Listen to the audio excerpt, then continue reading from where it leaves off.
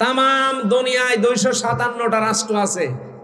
এই 257টা রাষ্ট্রের যত মানুষ পৃথিবীতে এখন বাস করছে, 6 জন মানুষ সবচাইতে নিকৃষ্ট পৃথিবীর মানুষের কাছে।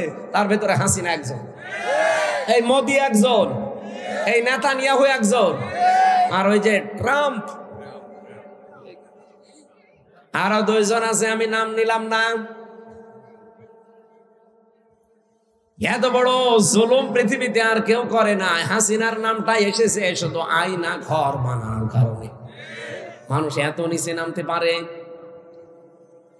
আরে ভাই, আপনি তো নিজে বাস্তবতা বোঝেননি। আমি নিজেও 10 দিন ছিলাম আয়না ঘরে, তাও মিনিটাই, ছোটটাই। আর বড়টাই যারা ছিল, বিগটাই, কি অবস্থা তাদের। আমার সাথে ছেলে একজনকে দিয়েছিল, তার নাম মাওলানা মুফতি ফখরুল ইসলাম। আল্লাহর এই বান্দা আমারে মাঝে মাঝে বলতো, হামজা ভাই, আপনার সাথে আয়না ঘরে কি করেছে আমি জানি না, তবে আমার সাথে কি করেছে, এই পায়ের ভেতরে এভাবে হাত দিয়েছে। সামনে যে লোহার ব্যারিকেড আছে, ওর সাথে হাত লাগিয়ে শেকল দিয়ে তালা লাগিয়ে দিয়েছে। 24 ঘন্টা এভাবে বসে থাকা। 24 ঘন্টা শোয়া কারে বলে আমি জানি না। 24টা ঘন্টার ভেতরে মাত্র 1.5-2 মিনিট সময় দিত টয়লেট করার জন্য। সকালে কয়েকটা পচা ছোলা দিয়ে যেত, আর দুপুর বেলা 1 মুঠ ভাত দিত, তা মনে হচ্ছে কেউ মাখিয়ে দিয়েছে।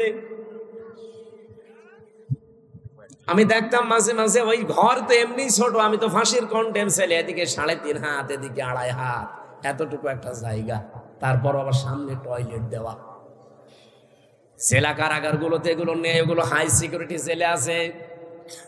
ওখানে জেল তো জেল, জেলের ভেতরে আর এক জেল, তার নাম সেল, সেলের ভেতরে আর এক সেল, তার নাম ফাঁসির কন্টেম সেল, যেগুলো মার্ডার মামলার আসামিদেরকে রাখা হয়। আর আমারে রেখেছিল ওখানে 3 বছর। আর ওর ভেতরে আবার আর একটা আছে, তার নাম কবর সেল।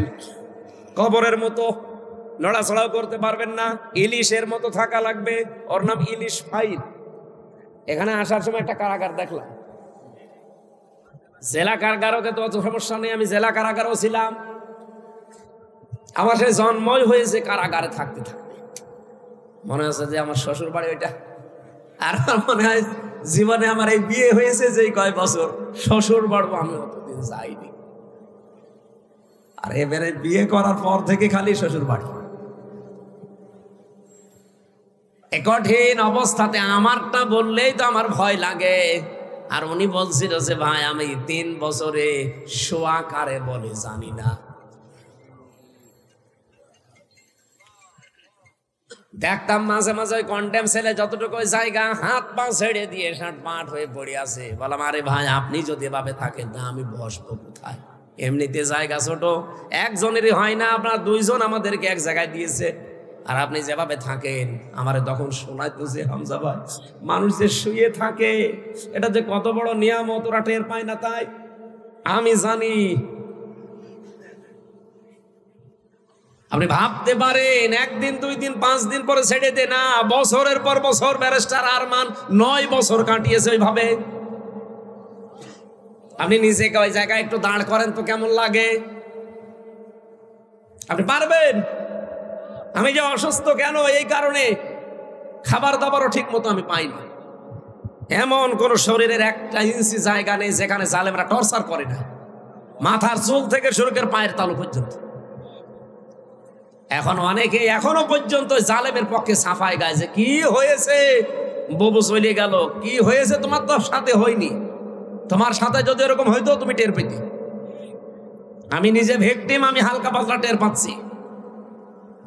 আমি এই যে চেয়ারটা সরিয়ে দিয়ে এটা নিয়ে আসলাম কেন, মানে আমার বললাম না পেছনে এমন অবস্থা, আমি বসতে পারি না। নরম জায়গা ছাড়া বসলে 2-3 মিনিটের ভেতরে আমার পেছনে ব্যথা করে। এই জন্য বললাম ওই চেয়ার সরিয়ে দেন, এটা দেন, যেন একটু বসে থাকা যায়। ও চেয়ারে বসলে আমার 10 মিনিট পর পর ওঠা লাগবে।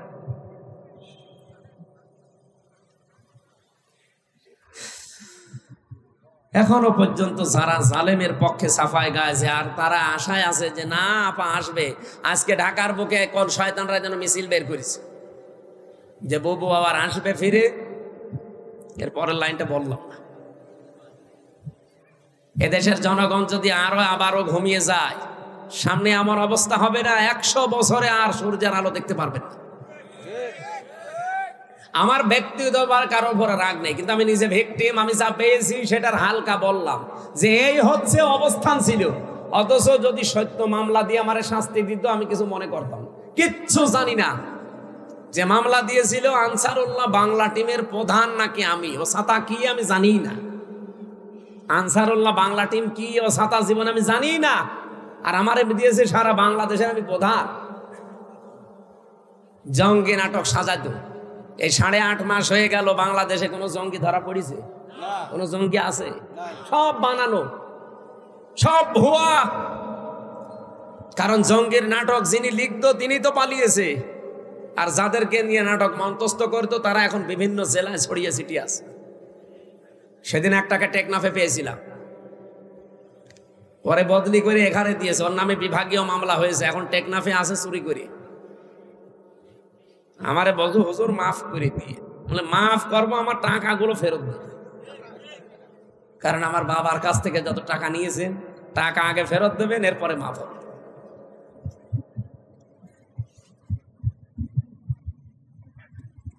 আমার ভাইরা, এই যে নিকৃষ্ট মানুষদের তালিকা তো আর আমরা বানাইনি, সব খ্রিস্টানরা বানিয়েছে। এমনি বানাইনি, তাদের পুরা কর্মজীবনটা দেখেছে যে মানুষ কত নিকৃষ্ট হতে পারে। আমার কথা বলার কথা ছিল এই জায়গায়, আজ আমরাও যদি এই আলেমগুলো মুখোশধারী যারা ছিল, এত বড় জালেমাকে যারা কওমি জননী নাম দিয়েছিল, বলেন স্বার্থের কারণে আপনি কওমি জননী নাম দেওয়ার আর মানুষ পেলেন না দুনিয়া, এরকম একটা জালেমাকে নাম দিলেন। অথচ ওই সময় মামুনুল হক, আমি শাখাওয়াত হোসেন রাজি, কত আলেম, প্রায় 76 জন আলেম ওই সময় আমরা জেলে। যেই দিন এই নামটা ঘোষণা দিয়েছে বাইতুল মোকাররমের সাবেক খতিব, ওনার বাপটা তো ভালো ছিল, ছেলে যে এত নিকৃষ্ট চরিত্রের, যে জালেম আলেম বোঝে না। হাজার হাজার আলেম যেখানে জেল খাটতেছে বিনা কারণে, আর ও এদিকে তেল মারতেছে যে আপনি কওমি জননী। ওই দিনই জেলখানা ওনার নামে বরদোয়া হয়েছে, যে করল কি ও, কওমি মাদ্রাসা পুরা ডুবিয়ে দিল এক কথায়।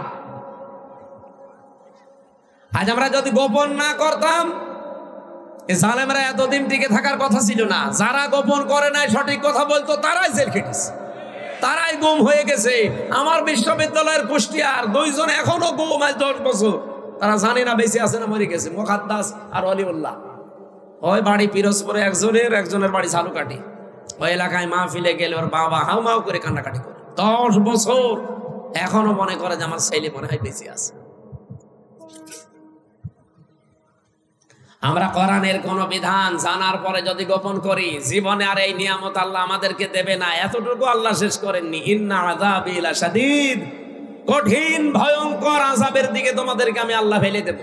সুতরাং আমরা নিয়ামতের শুকরিয়া আদায় শুধুমাত্র আলহামদুলিল্লাহ বললাম হয়ে যাবে না, তা না। 1 নম্বরে আপনাকে এটা স্বীকার করা লাগবে নিয়ামত। 2 নম্বরে অন্তরে একটা আলাদা শান্তি পাওয়া লাগবে। 3 নম্বরে যা শুনবেন ওই অনুযায়ী আমল করা লাগবে। এই 3টা শর্ত মেনে নিলে আল্লাহর ঘোষণা লা আযীদান্নাকুম, অবশ্যই ওই নিয়ামত দুনিয়াতে আবার দেবে। আমরা চাই না বারবার আমাদের জীবনে কোরআন ফিরে আসুক? এক কথা বলেন, কথা বলেন। সারাটা জীবনই যদি কোরআনের পেছনে ব্যয় হয়, তো কিয়ামতের দিন তো জবাবই দেওয়া লাগবে না। আমি দুনিয়ার অন্য কোনো কাজে আমার সময়, আমার অর্থ ব্যয় করব কোন কারণে? আমি কি পাগল হয়ে গেছি? আমি তো ব্যয় করতে যাই এমন জায়গায় যে চোখ বন্ধ হলে যেন আমার আর হিসাব দেওয়া না লাগে। কিন্তু আপনি এমন এমন জায়গায় ব্যয় করছেন, হিসাব দিতে দিতে আপনি মরবেন। পৃথিবীর এই জমিনটা কিন্তু পুরা ধোঁকা ভাই। আমি 3 বছর জেলে না থাকলে এইটা আমি আন্দাজ এখনো করতে পারতাম না, শুধু অনুমানে থাকতাম। এখন আমি বুঝি যে পুরা দুনিয়াটা, আমার মা বাবাও ধোঁকা, আমার ছেলে মেয়ে, আমার স্ত্রী, সব ধোঁকা দুনিয়ায়। আল্লাহ নিজে জানিয়েছেন, ওমাল হায়াতুদ দুনিয়া ইল্লা মাতাউল গুরুর, পৃথিবীর এই জমিনটা পুরা ধোঁকা, খেলতামাশা, এ প্রতারণা ছাড়া আর কিচ্ছু না। চোখ বন্ধ হোক এখন আপনার, আমি এখন মারা যাই, আপনি খালি খবর পাঠান ম্যাডামের কাছে কুষ্টিয়ায় যে উনি পটল তুলেছে। ও কি করবে? কান্নাকাটি করবে। খাওয়া দাওয়া বন্ধ হয়ে যাবে 2-3 দিন, 7 দিন পরে দেখবেন স্বাভাবিক হয়ে গেছে। কি কথা বলছেন? 4 মাস 10 দিনের ভেতর ওর মার বাবা ইচ্ছা করে হোক অনিচ্ছায় হোক ওর বিয়ে দিয়ে দেবে।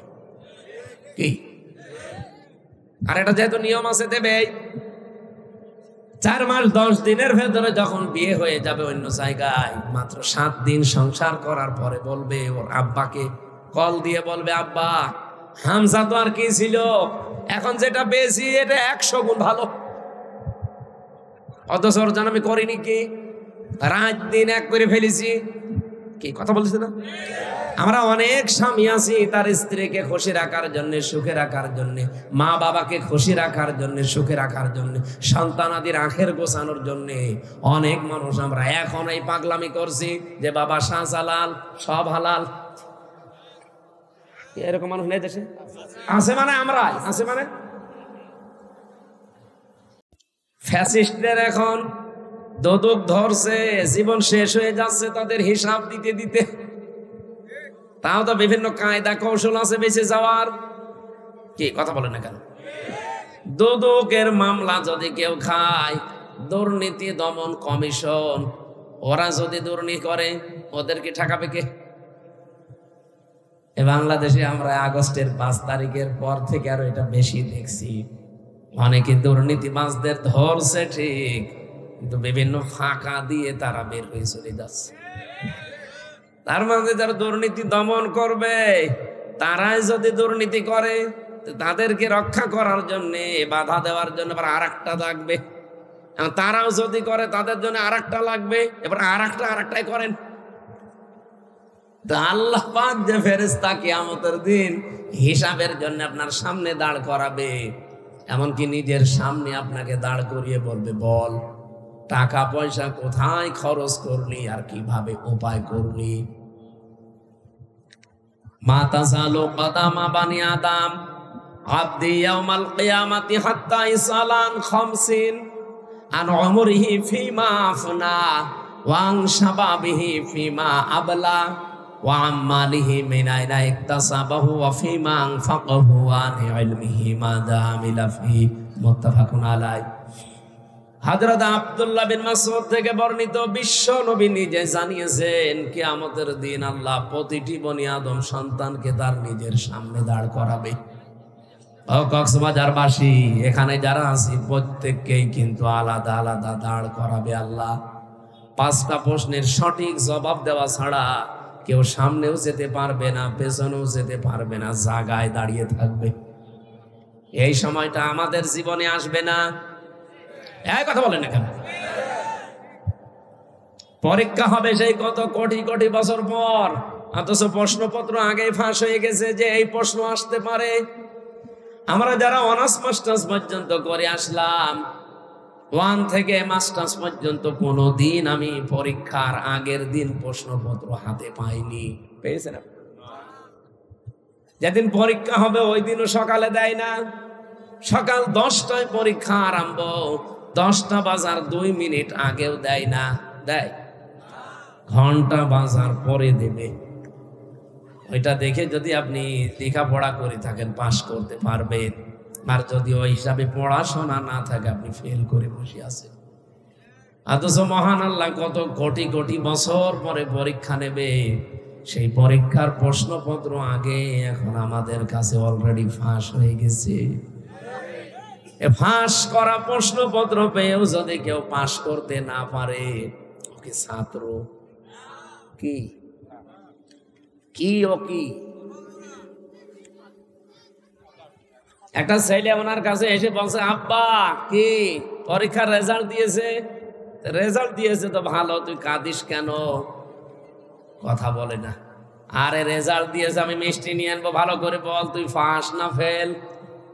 বলছে, আব্বা ফেল করলে তো কথা ছিল, ছিলাম 5-এ, নামিয়ে দিয়েছে 3। এখন আমার 5-এ উঠতে আরো 2 বছর লাগবে। বলেন তো, যে ছেলেটা মিষ্টি আনার জন্য উনি ব্যস্ত, যে রেজাল্ট দিয়েছে, হয়তো কিছু না কিছু হলেও তো 33 পেয়েছে। ছেলে বলছে, আব্বা এমন রেজাল্ট হয়েছে, স্যাররা রাগ করেও ক্লাসে আমার রাখে নাই, 3 নামিয়ে দিয়েছে। কোথায় ছিল? বলেন বলেন। এখন আমার ভাইবে উঠতেই তো লাগবে 2 বছর, এই কারণে আমি কাঁদতেছি। প্রশ্নপত্র ফাঁস হয়ে যাওয়ার পরে যদি আমাদের মতো মানুষ আমরা ফেল করি, বুঝতে হবে আমি ছাত্র না। এই কথা বোঝেন আমার? এই 5টা প্রশ্নের সঠিক জবাব দেওয়া ছাড়া তা না না না না, ফাঁক ফকর দিয়ে চলে যাবেন না, সঠিক জবাব দেওয়া লাগবে। 1 নম্বর একটা জীবন দিয়েছিলাম, কি করে ব্যয় করলে ওটা বল। 2 নম্বর একটা যৌবন দিয়েছিলাম 15 থেকে 45, এই সময়টা কি করে ব্যয় করলি বল। 3 নম্বরে কি করে সম্পদ উপার্জন করেছিল, ওই রাস্তাগুলো বল, দেখি তোর রাস্তাগুলো ঠিক আছে কিনা। 4 নম্বরে কোথায় কোথায় দিয়েছি সেটা বল। আমার মনে হয় 4 নম্বর জায়গায় অনেক মানুষ ধরা খেয়ে যাবে। সম্পদ যে কোথায় ব্যয় করে ও নিজেও জানে না, অথচ সম্পদ গুলো তো আপনি কতদিন আগে আমার আল্লাহর কাছে বিক্রি করে দিয়েছেন, যেই দিন আপনি বলেছেন লা ইলাহা ইল্লাল্লাহ। এই কালেমা পড়ার মানে হচ্ছে আমার জীবন, আমার মরণ, আমার বেঁচে থাকা, আমার মরে যাওয়া, আমি সব আল্লাহকে অলরেডি দিয়ে দিয়েছি।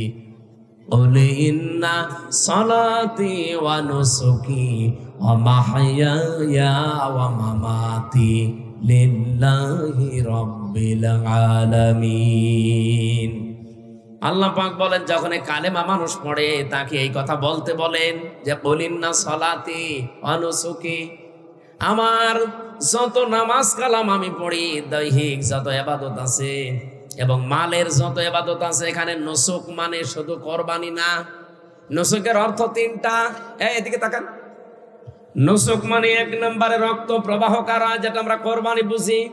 2 নম্বরে নুসুক মানে হজের কার্যকলাপ, যেটা কঠিন কাজ। 3 নম্বরে পৃথিবীর যত ইবাদত বন্দেগী আছে, আরবিতে তাকে নুসুক বলা হয়।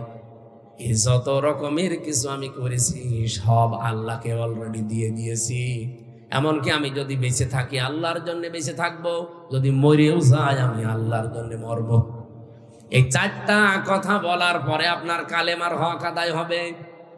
এজন্য এই আয়াতের ব্যাখ্যায় আমার আল্লাহ আরেকটা আয়াত সূরা তাওবায় দিয়েছেন, ইন্নাল্লাহা আশতারা মিনাল মুমিনিনা আনফুসাহুম ওয়া আমওয়ালাহুম বিআন্না লাহুমুল জান্নাহ। অবশ্যই আমি আল্লাহ মুমিনের কাছ থেকে কিনে নিয়েছি তার জান আর তার মাল, বিনিময়ে আমি আল্লাহ তাকে জান্নাত দিয়ে দিয়েছি। আমার প্রশ্ন হচ্ছে, এখানে ক্রেতাকে আন্দাজে বলবেন না। ইন্নাল্লাহা আশতারা মিনাল মুমিনিনা, অবশ্যই আমি আল্লাহ নিজে ক্রয় করেছি। সুতরাং ক্রেতা যে সে না দুনিয়ায়, কে? আরো জোরে বলেন। আল্লাহ নিজে স্বয়ং ক্রেতা বিক্রেতা। আমরা বললেন কি করে আপনি? না আমি না, আমি না, আমরাও না। মিনাল মুমিনিনা, আল্লাহ বলেন আমি জাত তার কাছে কিনতে চাই না, আমি কিনতে চাই শুধু মুমিনের কাছ থেকে। এখন আপনি যদি বলেন আমি মুমিন না, মানে আমি আব্দুল মুমিন, না, আপনি আব্দুল মুমিন হতে পারেন, কিন্তু মুমিন হওয়ার জন্য কিছু শর্ত লাগে। নবীজিকে সাহাবী প্রশ্ন করলেন, হে নবী, আমি যে মুমিন এটা আমি টের পাবো কি করে? বিশ্ব নবী বলেন, ইদা সাররাতকা হাসানাতুকা ওয়া সাআতকা সাজ্জিআতুকা ফা আনতা মুমিন। যখন তোমার ভালো কাজগুলো তোমাকে আনন্দ দেবে। আজকে এই যে কাজটা সত্যি করে মন থেকে বলেন তো, এটা কি ভালো কাজ না মন্দ কাজ? এটা কাজে আনন্দ লাগবে, ভালো লাগবে, খুশি লাগবে তাদের যাদের ঈমান আছে। আর এইটাও দেখে অনেকের রাগ হচ্ছে, কি অনেকের খারাপ লাগছে, অনেকের সমস্যা হচ্ছে, কারণ ভালো কাজ সবার কাছে ভালো। বলেন বলেন, হাদিসটা কি ছিল? যখন তোমার ভালো কাজগুলো তোমাকে আনন্দ দেবে আর অন্যায় কাজ দেখলেই তোমার ভেতর থেকে একটা বাধা আসবে, আনতা মুমিন, তখন বুঝবে যে তোমার ঈমান আছে। আপনি বলেন তো আপনার কিরকম মনে হয়? না, এই 15.5 বছরে আমরা অনেক ভালো কাজে বাধা দিতে দেখি নাই। আপনি কি ঘুমাচ্ছে? কোথায় কুষ্টিয়া, কোথায় কক্সবাজারের টেকনাফ, 1000 কিলোমিটার। এত দূর থেকে আমি আসার পরে মাহফিলে আমার উঠতে দেয়নি, বলে দরকার নেই, আপনি আবার ফেরত যান। এতটুকু যদি বলতো হুজুর ওটার দরকার নেই, বাড়ি চলে যান, তাও তো দোয়া করে চলে যেতাম। শয়তানরা আমার 1 কিলোমিটার তাড়িয়েছে। মাঠের ভেতর দিয়ে দৌড়াতে দৌড়াতে কোথায় উঠেছি আমি নিজেও জানি না। অবশ্যই আল্লাহু আকবার, নাউজুবিল্লাহ না বলে আল্লাহু আকবার। আমি দৌড়ানি খেয়ে মরি আর আল্লাহ। তার মানে এখানে বোঝা যাচ্ছে যে আমরা ভালো কাজে সবাই আনন্দ পাই না, এমনকি অন্যায় কাজেও সবার কষ্ট লাগে না, লাগে না। অনেকে অন্যায় কাজ করছে আনন্দ নিয়ে, কি কথা বলে না? এই যে আনন্দ যদি আপনি অন্যায় কাজ করে পান, আর এই আনন্দ যদি একটা হয়, এদিকে তাকান, হয়নি, আবার তাকান। আপনি পৃথিবীতে যদি আনন্দ পান কোনো কাজে, ওই কাজটা যদি হয় কোনো অবৈধ কাজ, এ পর্যন্ত বোঝা যায়নি। না না, ভাষাটা কঠিন হয়ে যাচ্ছে, আমি সহজ করে বলছি। আপনি যদি আনন্দ পান কোনো কাজে, সুখ পান, কিন্তু কাজটা যদি হয় অবৈধ, আপনি কোন দিকে তাকিয়ে আছেন? আমি তো মনে হচ্ছে এদিকে তাকাননি। ভালো করে আমি আবার বোঝাচ্ছি, আমি রিপিট করছি বারবার, এখানে কারণ আছে। নবীজি একটা কথা গুরুত্বপূর্ণ হলে 3 বার বলতেন, কি? কিন্তু বিনা কারণে উনি কোনো কথা বলতেন না। নবীজির জীবনে এটা ছিল না, কোনো কথা এমনি বিনা কারণে বলতেন না, কিন্তু যদি কারণ হয়, গুরুত্বপূর্ণ হয়, 3 বার পর্যন্ত বলতেন। আমি এই যে রিপিট করছি বারবার এই কারণে, আল্লাহ নিজে এই আয়াতটা রিপিট করেছেন। আপনার সুখ যদি পৃথিবীতে কোনোটা অবৈধভাবে আপনি ভোগ করেন, আনন্দ ভোগ করেন, কিন্তু আনন্দটা, সুখটা বৈধ না, অবৈধ, একটা অবৈধ সুখ ভোগ করার কারণে এই পৃথিবী আর আখেরাত মিলে 70টা দুঃখ আপনাকে আল্লাহ ভোগ করাবে। আজ কক্সবাজারের হোটেলে, সমুদ্র সৈকতে কত মানুষ বাংলাদেশের বিভিন্ন জায়গা থেকে কার কাকে নিয়ে এসেছে ও জানে আর আল্লাহ জানে। আপনারা হয়তো এসব জানেন না বা করেনও না, কিন্তু যারা নিয়ে এসেছে, এই যে আনন্দ পাচ্ছে, তারা সুখে আছে। কেউ নিয়ে এসেছে তার শালীকে, কেউ তার ভাবিকে, কেউ অন্যের বউ নিয়ে এসেছে নিজের বউ বলে। আমি কি বেশি বলে ফেলছি?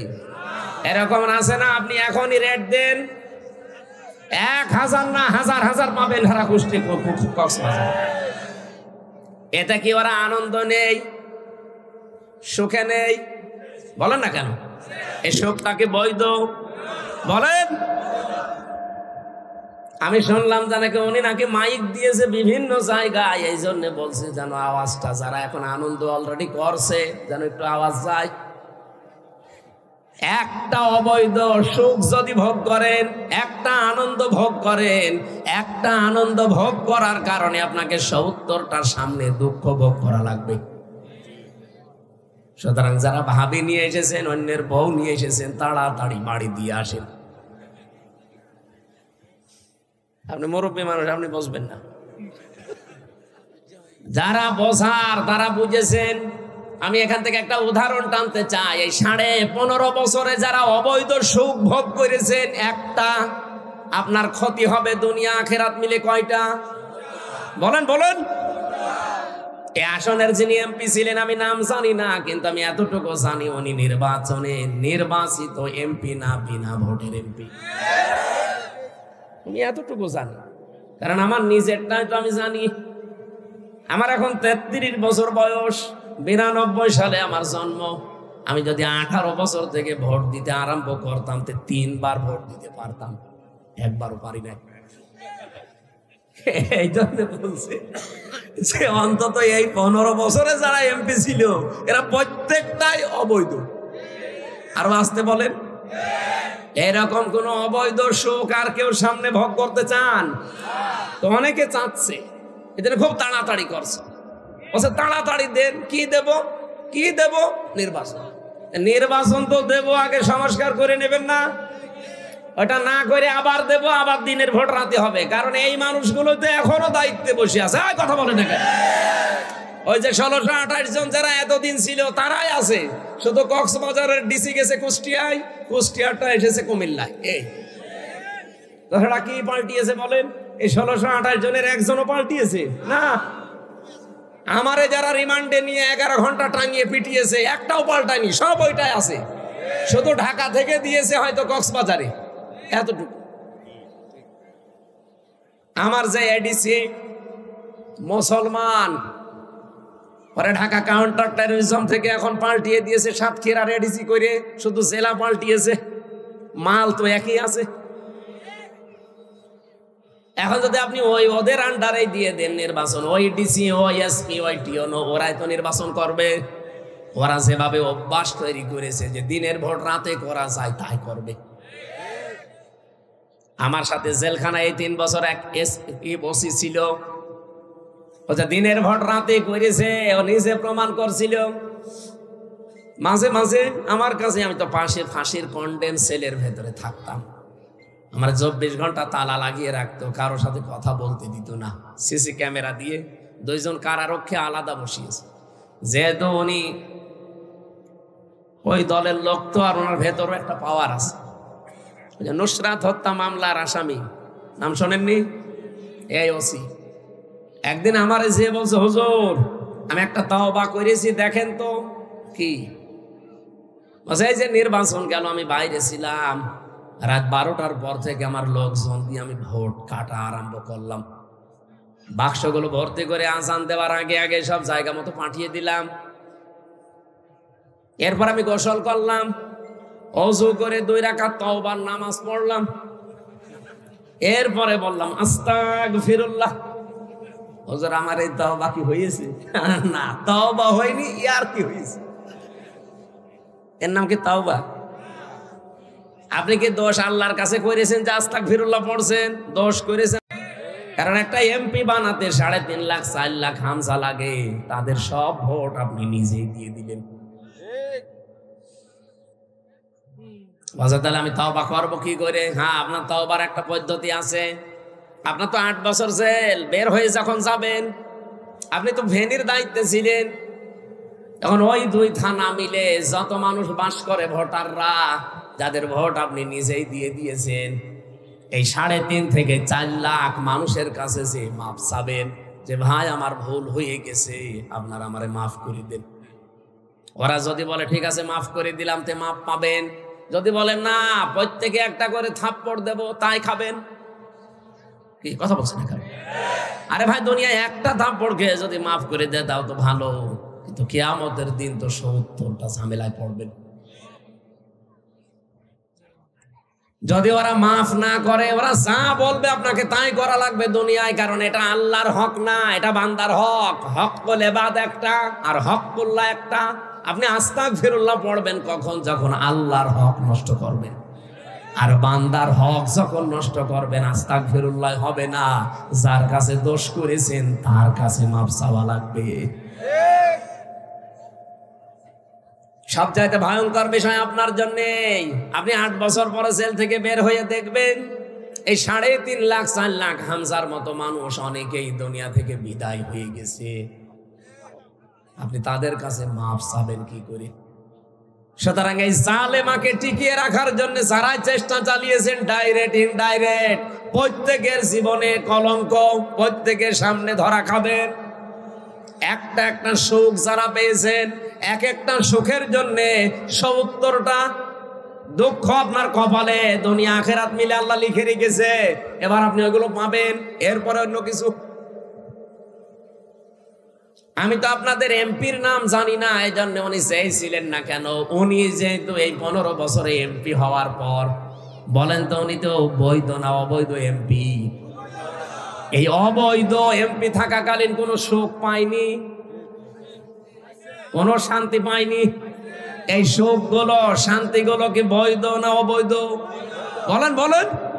যত অবৈধ সুখ এই 15 বছরে পেয়েছে উনি, যত নাম কাম পেয়েছে, যত মাল কামিয়েছে, নাকি উনি ফেরেশতা ছিল? এই 15 বছরে যত কিছু করেছে, যদি 50টা সুখ পায়, কয়টা? আরো জোরে বলেন। 15.5 বছর মিলে মাত্র 50টা আনন্দও যদি করে দুনিয়ায়, 50টা সুখও যদি ভোগ করে, সুখগুলো সব ছিল কি অবৈধ। আরো জোরে, এক একটার জন্য দুঃখ হবে কয়টা? 70টা। তাহলে 50টায় আপনি একটু গুণ করেন, 3,500। 3,500 দুঃখ তারা দুনিয়ায় পাবে। শুধু এই আসনের এমপি না, এরকম 1628 জন মানুষ দায়িত্বে ছিল বাংলাদেশের, প্রত্যেকের কপালে এটা আসবে। এটা সূরা আলাম নাসরার 5 এবং 6 নম্বর আয়াত, কেউ খণ্ডন করতে পারবেন না। ফাইন্না মা'আল উসরি ইসরা, ইন্না মা'আল উসরি ইসরা। অবশ্যই কষ্টের পরে সুখ, অবশ্যই কষ্টের পরে সুখ। আল্লাহ রিপিট করলেন 2 বার। আল্লাহ কষ্টের আগে আলিফ লাম দিলেন, এর আগে মা দিলেন। যে কষ্টের আগে আলিফ লাম দিয়ে নির্দিষ্ট করে দিলাম মারেফা, কষ্ট যদি হয় তোর একটা। ইসরা, এর আগে আলিফ লাম নেই, এটা অনির্দিষ্ট না কেরা। এই জন্য পৃথিবীতে একটা সুখ যদি কেউ অবৈধভাবে ভোগ করেন, আপনাকে কষ্ট পাওয়া লাগবে দুনিয়া আখেরাত মিলে কমপক্ষে কয়টা? আরো জোরে। কক্সবাজারে বিভিন্ন রকমের যারা এসেছেন, কত সুখ আপনি ভোগ করছেন বলেন? আপনার কপালে যে সামনে 70টা করে দুঃখ আসবে না। আমি আর নিচে নামলাম না, এরপরেও যদি কেউ না বোঝার ভান করে থাকেন, এদিকে আসেন, আসেন আসেন। এত সহজ বাংলা বলার পরেও যদি কেউ না বোঝে, হুজুর আমি এখনো বুঝি নাই, কানের নিচে এমন জোরে 2টা দেব না, আপনি সব বুঝতে পারবেন। আমার এই কথার সামারাইজ কি? অবৈধভাবে কোন সুখ ভোগ করা যাবে? যারা পরকীয়া প্রেম করেন, এটা কি সুখ পায় না মানুষ? সুখ না পেলে 2-3 সন্তানের ছেলে মেয়ে সব রেখে আল্লাহ রাস্তায় চলে যায় কি করি? অবশ্যই সুখ পায়। কথা বলে না কেন? এই সুখটা কি বৈধ না অবৈধ? এরকম যত রকমের অবৈধ সুখ আছে দুনিয়ায়, যত রকমের অবৈধ শান্তি আছে, একটা ভোগ করবেন, ওর বিনিময়ে আপনাকে কমপক্ষে 70টা দুঃখ ভোগ করা লাগবে। যারা টেলিভিশনে, মোবাইলে, কম্পিউটারে, ল্যাপটপে উল্টা পাল্টা সিনেমা দেখেন, উলঙ্গ অর্ধ উলঙ্গ সিনেমা যারা দেখেন, নাচ গান দেখেন, আনন্দ পান না পান না? এটা কি বৈধ আনন্দ না অবৈধ? আরো জোরে বলেন। এক একটার জন্য 70টা দুঃখ সামনে লেখা হয়ে গেছে। এখন চিন্তা করেন আপনি লোড নিতে পারবেন কিনা।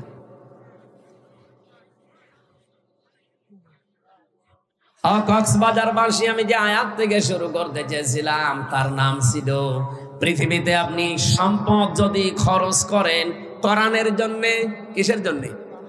আরো জোরে বলেন। 2 নাম্বার আপনার পরিবারের জন্য, 3 নম্বরে জিহাদের ময়দানে দিন কায়েমের জন্য যারা দুনিয়াতে চেষ্টা করে, নিজে যদি যেতে না পারেন, সময় না পান, যারা কাজ করছে তাদের পেছনে খরচ করবেন। এই 3টা জায়গায় খরচ করলে নবীজি বলেন কিয়ামতের দিন ওই সম্পদের, ওই সময়ের হিসাব আল্লাহর কাছে দেওয়া লাগবে না। বলেন সুবহানাল্লাহ। আজকে যে সময়টা ব্যয় হচ্ছে, এটা কি? এটা নিয়ামত না? বলেন বলেন। এই নিয়ামতের শুকরিয়া আদায় কিভাবে করা লাগবে? আলহামদুলিল্লাহ হয়ে গেল। আমি যে শর্ত বলেছিলাম নিয়ামতের শুকরিয়া আদায়ের কয়টা? 3টা। বলেন বলেন, আরো জোরে বলেন। এই যে আমি নোট করে এনেছি, 1 নম্বরে আপনাকে মুখে স্বীকার করা লাগবে যে হ্যাঁ এটা নিয়ামত, এটা মানেন তো? এটা যে নিয়ামত আপনার জীবনে আজকে, এটা মানেন তো? 2 নম্বরে অন্তর দ্বারা আপনাকে আনন্দ পাওয়া লাগবে একটা আলাদা। এই জন্য কোরআনে কারিমের সূরা আনফালের 2 নম্বর আয়াতে আল্লাহ এই আয়াতের ব্যাখ্যাটা দিয়েছেন এইভাবে, ইন্নামাল মুমিনুনা আল্লাযীনা ইযা যুকিরাল্লাহু ওয়াজিলাত কুলুবুহুম ওয়া ইযা তুলিয়াত আলাইহিম আয়াতুহু যাদাতুহুম ঈমানা ওয়া আলা রাব্বিহিম ইয়াতাওয়াক্কালুন। বলেন আল্লাহু আকবার।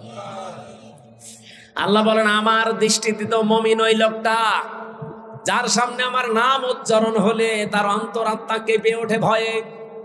দুই নম্বরে আমার কোরআনের আয়াত যখন তাকে তেলাওয়াত করে বোঝানো হয়, তার ঈমান যতটুকু আছে ঈমান আরো বেড়ে যায়। আর বাড়ি যাওয়ার সময় তারা সিদ্ধান্ত নিয়ে বাড়ি যায়, আল্লাহ এখন থেকে ভরসা করব তোমার প্রতি। কার প্রতি? এই আয়াতে তিনটা কথা পেলাম। আমার এর আগের আয়াতে ছিল আপনার অন্তর দ্বারা আপনি একটা আনন্দ পাবেন। এই যে ওয়াজিলাত কুলুবুহুম, আপনার অন্তরাত্মায় একটা আনন্দ লাগবে, একটা কাঁপ ধরবে। এটা কি? তাফসিরে মুফাসসিরিন ইকরাম লিখেছেন, প্রতিটি মানুষের পাম স্তনের নিচে একটা গোস্তের টুকরা আছে। এই গোস্তের টুকরা এটা একটা কাঁপ ধরবে, আনন্দ লাগবে এখানে যখন নাচানাচি করবে। দুই নম্বরের শরীরের ভেতরে যতগুলো পশম আল্লাহ দিয়েছেন, প্রতিটি পশম দেখবেন আনন্দে খাড়া হয়ে যাবে। আপনি দেখেন, আর ভেতরে একটা অজানা অনির্বচন সুখ আল্লাহ আপনাকে আলাদা দান করবে। কি বললাম শব্দটা? একটা আলাদা অনির্বচন সুখ। এটা এই কক্সবাজারে কিনতে পাওয়া যাবে না, এটা আল্লাহর পক্ষ থেকে সরাসরি আসে। এই অনির্বচন সুখ, এটা উদাহরণ দিতে গিয়ে আমি পেয়েছি। এই যে মুরগির বাচ্চারা সিল থেকে, কোন দুশ্মন থেকে নিজের বাচ্চাকে রক্ষা করার জন্য এভাবে নিজের পাখাকে ডাউন করে দেয়, এরপরে ফল করে। কি করে না? মুরগির বাচ্চারা যখন নিজের পাখাকে এভাবে ডাউন করে দেয়, ফল করে দেয়, দেখবেন বাচ্চাগুলো নিচে এসে আশ্রয় নিয়ে একটা কিচির মিচির আওয়াজ দেয়। এইটাকে বাংলায় বলা হয় অনির্বচন সুখ।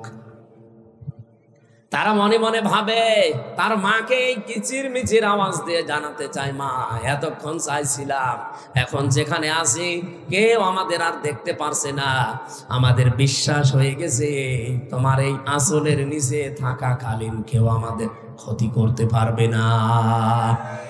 এটা একটা আনন্দ পায় আলাদা।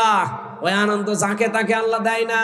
ওরা যেহেতু সব দিক থেকে নিরাপত্তা পেয়ে গেছে, এই জন্য আনন্দটা পায়।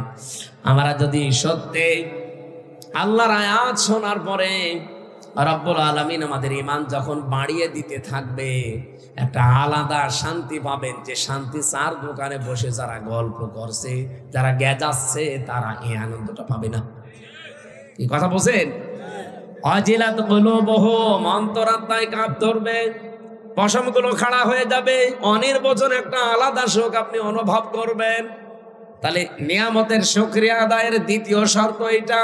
আর আমার বিশ্বাস আমরা এখানে যারা মন দিয়ে কোরআন শুনছি তারা এটা পাচ্ছি না?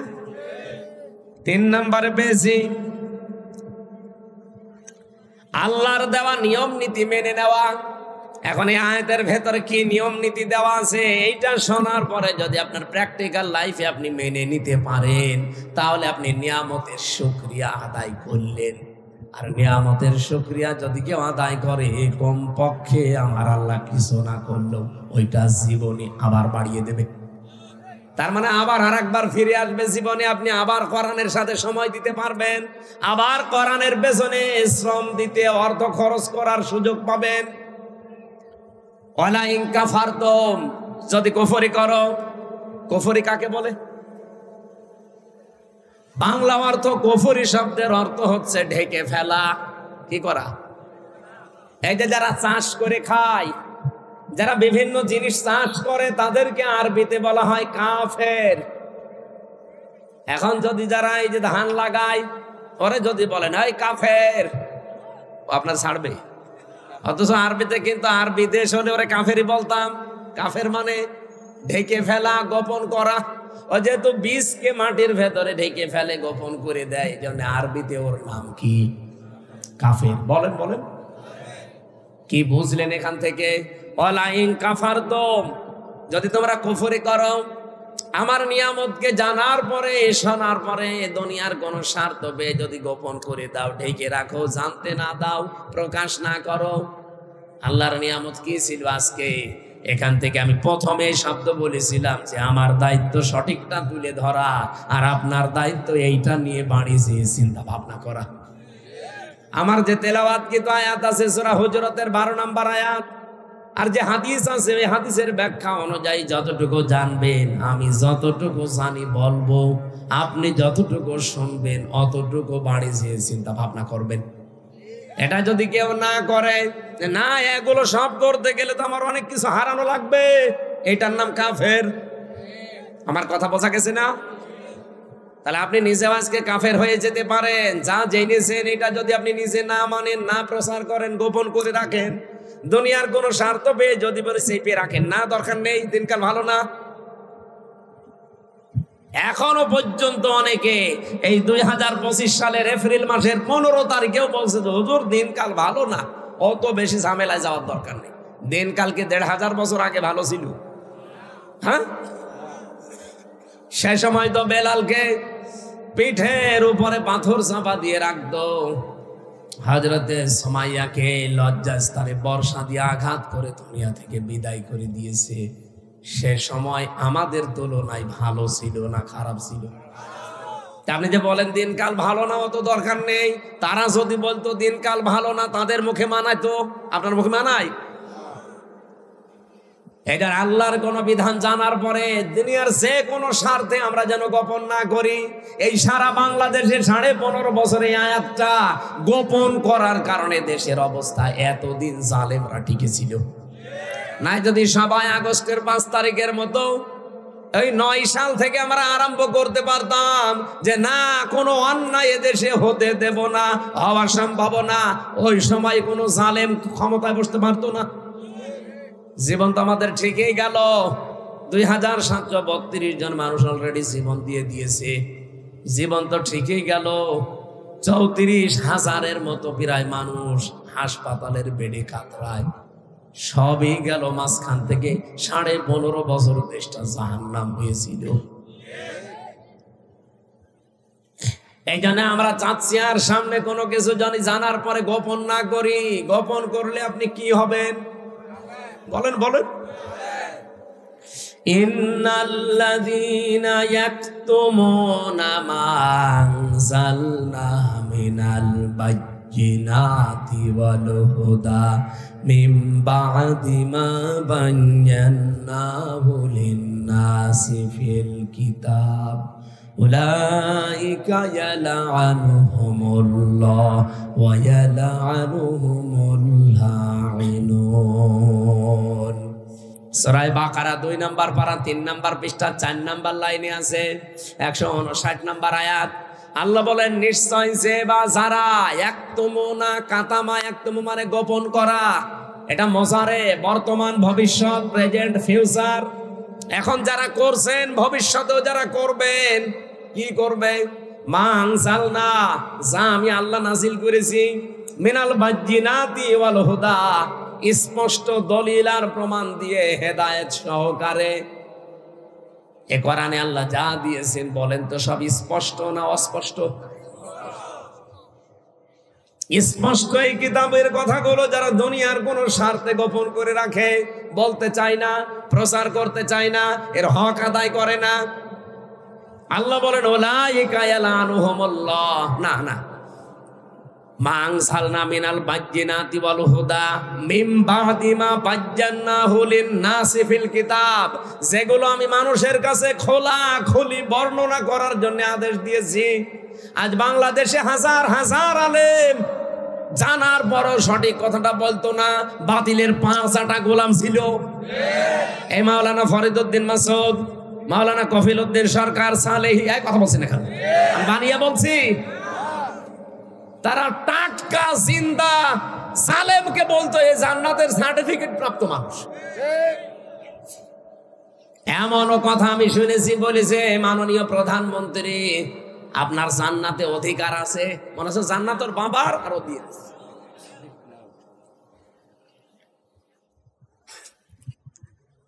এই আলেম নামে এই জালেম গুলোর কারণে 15.5 বছরে এই জালেমা টিকেছিল, তাছাড়া এতদিন টিকার কথা না।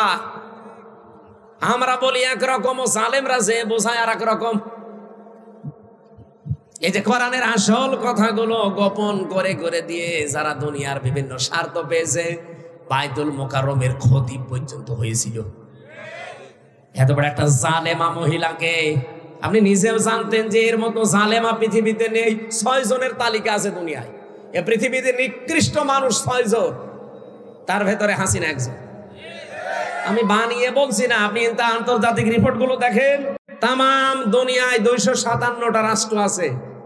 এই 257টা রাষ্ট্রের যত মানুষ পৃথিবীতে এখন বাস করছে, 6 জন মানুষ সবচাইতে নিকৃষ্ট পৃথিবীর মানুষের কাছে, তার ভেতরে হাসিনা একজন, এই মোদি একজন, এই নেতানিয়াহু একজন, আর ওই যে ট্রাম্প আরো 2 জন আছে, আমি নাম নিলাম না। এত বড় জুলুম পৃথিবীতে আর কেউ করে না। হাসিনার নামটাই এসেছে শুধু আয়না ঘর বানানোর কারণে। মানুষ এত নিচে নামতে পারে? আরে ভাই, আপনি তো নিজে বাস্তবতা বোঝেননি। আমি নিজেও 10 দিন ছিলাম আয়না ঘরে, তাও মিনিটাই, ছোটটাই। আর বড়টাই যারা ছিল, বিগটাই, কি অবস্থা তাদের। আমার সাথে ছেলে একজনকে দিয়েছিল, তার নাম মাওলানা মুফতি ফখরুল ইসলাম। আল্লাহর এই বান্দা আমারে মাঝে মাঝে বলতো, হামজা ভাই, আপনার সাথে আয়না ঘরে কি করেছে আমি জানি না, তবে আমার সাথে কি করেছে, এই পায়ের ভেতরে এভাবে হাত দিয়েছে। সামনে যে লোহার ব্যারিকেড আছে, ওর সাথে হাত লাগিয়ে সেকল দিয়ে তালা লাগিয়ে দিয়েছে। 24 ঘন্টা এভাবে বসে থাকা, 24 ঘন্টা শোয়া কারে বলে আমি জানি না। 24টা ঘন্টার ভেতরে মাত্র 1.5-2 মিনিট সময় দিত টয়লেট করার জন্য। সকালে কয়েকটা পচা ছোলা দিয়ে যেত, আর দুপুর বেলা 1 মুঠ ভাত দিত, তা মনে হচ্ছে কেউ মাখিয়ে দিয়েছে। আমি দেখতাম মাঝে মাঝে, ওই ঘর তো এমনি ছোট, আমি তো ফাঁসির কন্টেম ছেলে, এদিকে 3.5 হাত, এদিকে 2.5 হাত, এতটুকু একটা জায়গা, তারপর আবার সামনে টয়লেট দেওয়া। জেলা কারাগার গুলোতে এগুলো নেই, ওগুলো হাই সিকিউরিটি জেলে আছে। ওখানে জেল তো জেল, জেলের ভেতরে আর এক জেল, তার নাম সেল, সেলের ভেতরে আর এক সেল, তার নাম ফাঁসির কন্টেম সেল, যেগুলো মার্ডার মামলার আসামিদেরকে রাখা হয়। আর আমারে রেখেছিল ওখানে 3 বছর। আর ওর ভেতরে আবার আর একটা আছে, তার নাম কবর সেল। কবরের মতো, নড়াচড়াও করতে পারবেন না, ইলিশের মতো থাকা লাগবে, ওর নাম ইলিশ ফাইল। এখানে আসার সময় একটা কারাগার দেখলাম। জেলা কারাগারকে তো অত সমস্যা নেই, আমি জেলা কারাগারও ছিলাম। আমার সে জন্মই হয়েছে কারাগারে থাকতে থাকতে। মনে হচ্ছে যে আমার শ্বশুর বাড়ি ওইটা। আর মনে হয় জীবনে আমার এই বিয়ে হয়েছে যে কয় বছর, শ্বশুর বাড়ি আমি অতদিন যাইনি। আর এবারে বিয়ে করার পর থেকে খালি শ্বশুর বাড়ি। কঠিন অবস্থাতে আমারটা বললেই তো আমার ভয় লাগে। আর উনি বলছিল যে ভাই, আমি 3 বছরে শোয়া কারে বলে জানি না। দেখতাম মাঝে মাঝে ওই কন্টেম সেলে যতটুকু জায়গা, হাত পা ছেড়ে দিয়ে 60-65 হয়ে পড়ে আছে। বললাম, আরে ভাই, আপনি যদি এভাবে থাকেন না, আমি বসবো কোথায়? এমনিতে জায়গা ছোট, একজনেরই হয় না, আপনার 2 জন আমাদেরকে এক জায়গায় দিয়েছে। আর আপনি যেভাবে থাকেন, আমারে তখন শোনাইতো যে, হামজা ভাই, মানুষ যে শুয়ে থাকে, এটা যে কত বড় নিয়ামত, ওরা টের পায় না। তাই আমি জানি। আপনি ভাবতে পারেন 1 দিন 2 দিন 5 দিন পরে ছেড়ে দে না, বছরের পর বছর ব্যারিস্টার আরমান 9 বছর কাটিয়েছে ওইভাবে। আপনি নিজেকে ওই জায়গায় একটু দাঁড় করেন তো কেমন লাগে? আপনি পারবেন? আমি যে অসুস্থ কেন, এই কারণে খাবার দাবারও ঠিক মতো আমি পাই না। এমন কোন শরীরের 1 ইঞ্চি জায়গা নেই যেখানে জালেমরা টর্চার করে না, মাথার চুল থেকে শুরু করে পায়ের তালু পর্যন্ত। এখন অনেকে এখনো পর্যন্ত জালেমের পক্ষে সাফাই গায় যে, কি হয়েছে বুবু চলে গেল, কি হয়েছে তোমার তো সাথে হয়নি, তোমার সাথে যদি এরকম হইতো তুমি টের পেতে। আমি নিজে ভিকটিম, আমি হালকা পাতলা টের পাচ্ছি। আমি এই যে চেয়ারটা সরিয়ে দিয়ে এটা নিয়ে আসলাম কেন, মানে আমার বললাম না পেছনে এমন অবস্থা, আমি বসতে পারি না। নরম জায়গা ছাড়া বসলে 2-3 মিনিটের ভেতরে আমার পেছনে ব্যথা করে। এই জন্য বললাম ওই চেয়ার সরিয়ে দেন, এটা দেন, যেন একটু বসে থাকা যায়। ও চেয়ারে বসলে আমার 10 মিনিট পর পর ওঠা লাগবে।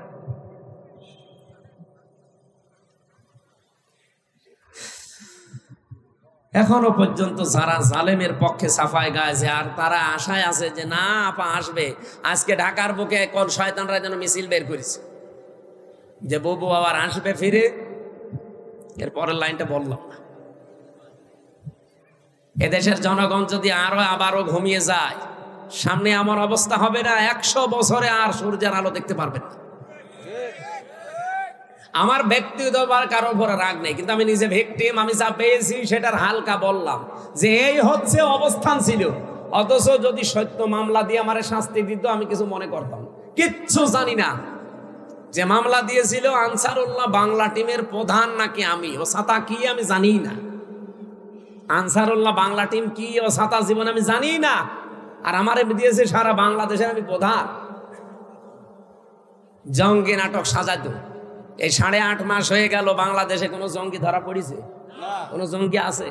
সব বানানো, সব ভুয়া। কারণ জঙ্গির নাটক যিনি লিখতো তিনি তো পালিয়েছে, আর যাদেরকে নিয়ে নাটক মন্তস্থ করতো তারা এখন বিভিন্ন জেলায় ছড়িয়ে ছিটিয়ে আছে। সেদিন একটাকে টেকনাফে পেয়েছিলাম,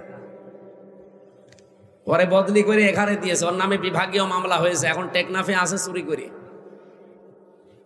আমারে বলতো হুজুর মাফ করে দিয়ে, বলে মাফ করবো, আমার টাকাগুলো ফেরত দিন। কারণ আমার বাবার কাছ থেকে যত টাকা নিয়েছেন টাকা আগে ফেরত দেবেন, এরপরে মাফ হবে।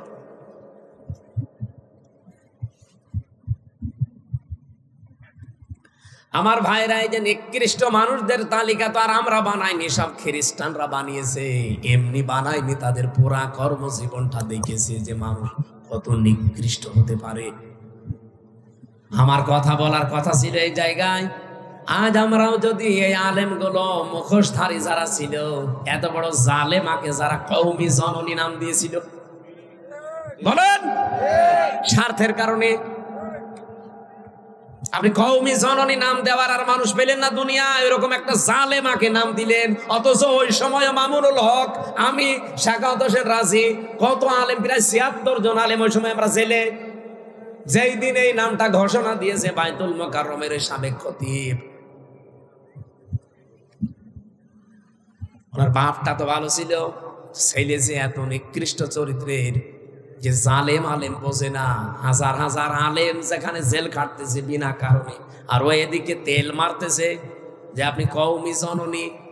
ওই দিনই জেলখানা ওনার নামে বরদোয়া হয়েছে, যে করলো কি ও, কওমি মাদ্রাসা পুরা ডুবিয়ে দিল এক কথায়।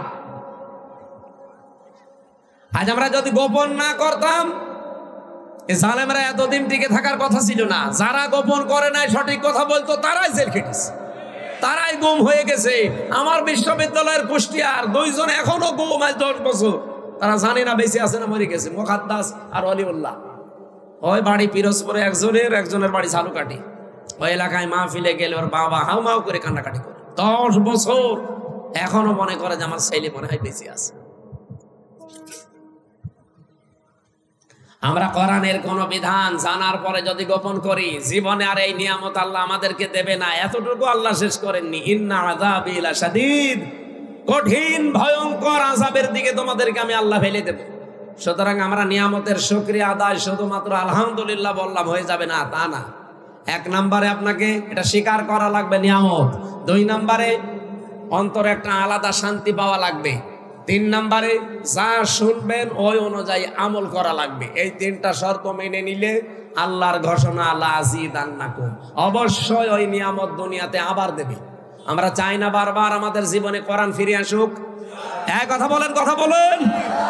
সারাটা জীবনই যদি কোরআনের পেছনে ব্যয় হয়, তো কিয়ামতের দিন তো জবাবই দেওয়া লাগবে না। আমি দুনিয়ার অন্য কোনো কাজে আমার সময়, আমার অর্থ ব্যয় করবো কোন কারণে? আমি কি পাগল হয়ে গেছি? আমি তো ব্যয় করতে যাই এমন জায়গায় যে চোখ বন্ধ হলে যেন আমার আর হিসাব দেওয়া না লাগে। কিন্তু আপনি এমন এমন জায়গায় ব্যয় করছেন, হিসাব দিতে দিতে আপনি মরবেন। পৃথিবীর এই জমিনটা কিন্তু পুরা ধোঁকা ভাই। আমি 3 বছর জেলে না থাকলে এইটা আমি আন্দাজ এখনো করতে পারতাম না, শুধু অনুমানে থাকতাম। এখন আমি বুঝি যে পুরা দুনিয়াটা, আমার মা বাবাও ধোঁকা, আমার ছেলে মেয়ে, আমার স্ত্রী, সব ধোঁকা দুনিয়ায়। আল্লাহ নিজে জানিয়েছেন, ওমাল হায়াতুদ দুনিয়া ইল্লা মাতাউল গুরুর। পৃথিবীর এই জমিনটা পুরা ধোঁকা, খেল তামাশা, এ প্রতারণা ছাড়া আর কিচ্ছু না। চোখ বন্ধ হোক এখন আপনার, আমি এখন মারা যাই, আপনি খালি খবর পাঠান ম্যাডামের কাছে কুষ্টিয়ায় যে উনি পটল তুলেছে। ও কি করবে? কান্নাকাটি করবে। খাওয়া দাওয়া বন্ধ হয়ে যাবে 2-3 দিন।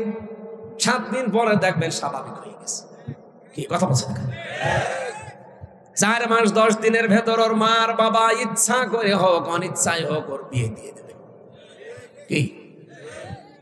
আর এটা যেহেতু নিয়ম আছে দেবে।